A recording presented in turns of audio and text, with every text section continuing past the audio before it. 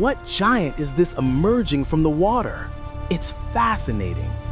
In this journey through time, I'll show you details of what Spinosaurus, considered the largest carnivore that ever walked and swam on Earth, looked like and how they lived.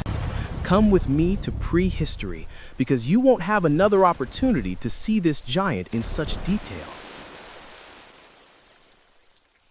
Faced with this giant, I understand why scholars broke the rules about what constitutes a large carnivore. Initially, they were astonished by its size. Modern perspectives have added another fact. It was a semi-aquatic animal, a swimmer with a paddle-like tail. I know! I'm immersed in the Cretaceous period, specifically between 99 and 93.5 million years ago. It was during this time frame that the Spinosaurus lived. Regarding the location, we are certainly in North Africa, probably in Egypt or Morocco, as most Spinosaurus fossils have been found in these places. Moreover, at that time, there were no deserts in this region, which possessed a vast system of immense rivers, swamps, and mangroves.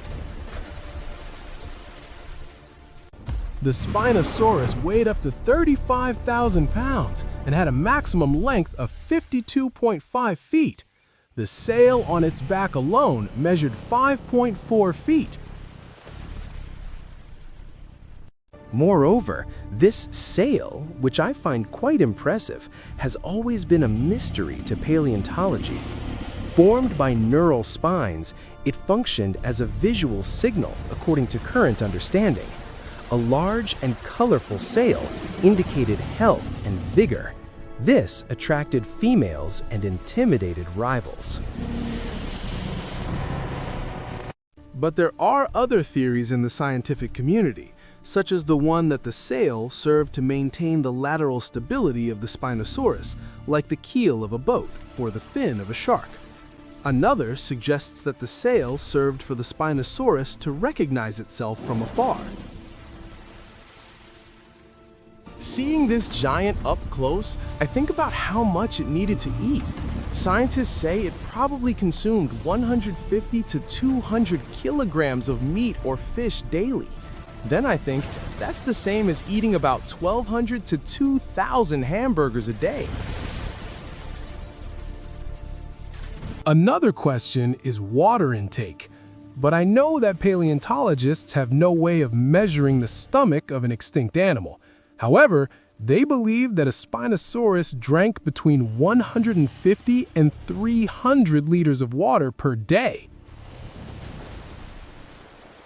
The Spinosaurus was a specialist in big game fishing and hunting in aquatic environments.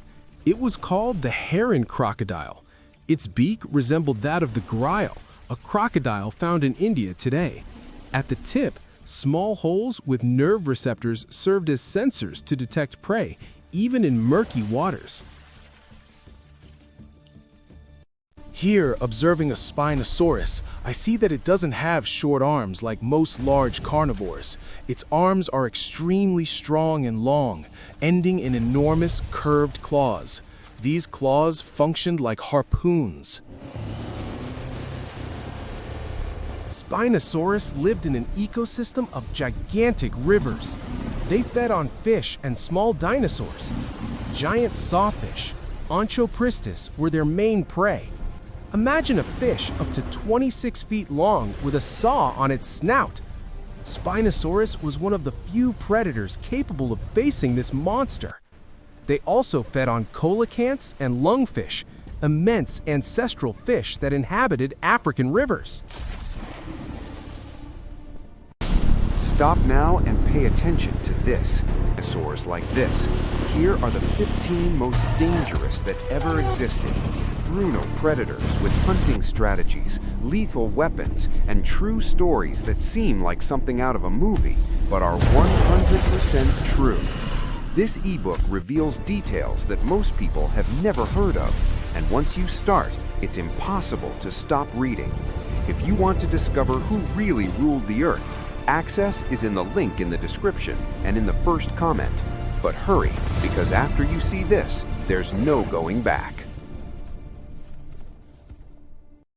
Here in North Africa, during this period, war is rampant. The Spinosaurus lived in one of the most dangerous places in all of Earth's history.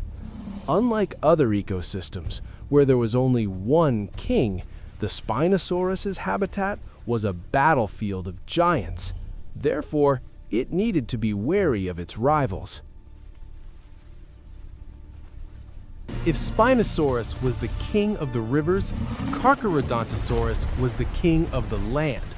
When the rivers dried up, or when Spinosaurus left the water to rest or tend to nests, the two would meet. There's a fossilized Spinosaurus vertebra that bears a bite mark that fits perfectly into the jaw of a Carcharodontosaurus. In the water, however, there was still the Sarcosuchus, known as SuperCroc. It was a crocodile the size of a bus. A bite from the Sarcosuchus had a crushing force that could break the legs or the long, sensitive snout of the Spinosaurus.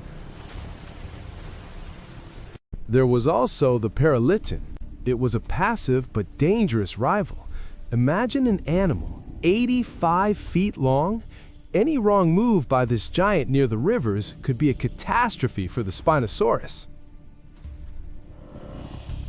Spinosaurus reproduced in a very hostile environment.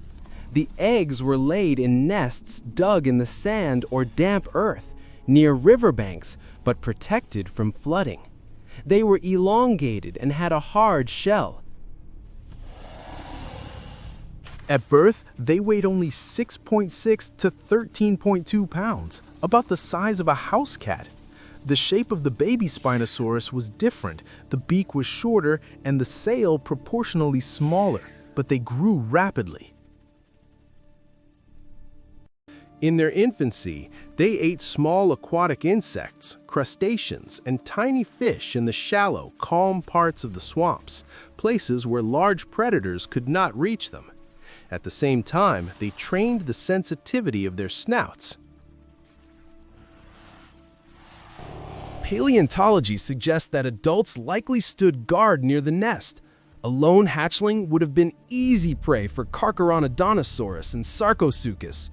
Interestingly, Spinosaurus hatchlings may have been more terrestrial than the adults. I'm amazed now by the sound of Spinosaurus. Movies portray them with deafening roars, but now I hear that it's different. In fact, science has already confirmed this. As a semi-aquatic mammal and a distant relative of crocodiles and birds, their sounds were probably more guttural and of low frequency. They also use a form of communication by rapidly snapping their upper and lower jaws together. The resulting snapping sound serves as a signal for identification and communication with mates, offspring, or within the hunting group. Regarding sleep, science has two theories. The first is that they did as crocodiles did, sleeping in shallow, semi-submerged water. The other is that they lay on dry land with their bellies down. However, the location needed to be carefully chosen due to the risk of attack by a Carcharodontosaurus. The young would sleep hidden in areas of dense vegetation. Regardless of their position or location, it's certain that Spinosaurs had a polyphasic sleep pattern. They took several naps throughout the day, totaling between 10 and 12 hours. I see. That Spinosaurus aren't exactly friends with each other, but they tolerate one another. In an environment where there's food for everyone, each one stays in its own space. But there's a kind of sail hierarchy. The Spinosaurus with the largest and most colorful sail commands more respect.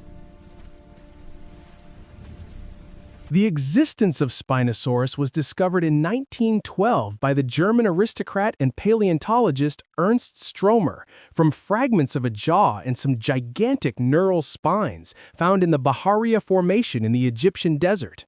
3 years later, he named the animal Spinosaurus aegyptiacus, translating to spine lizard of Egypt.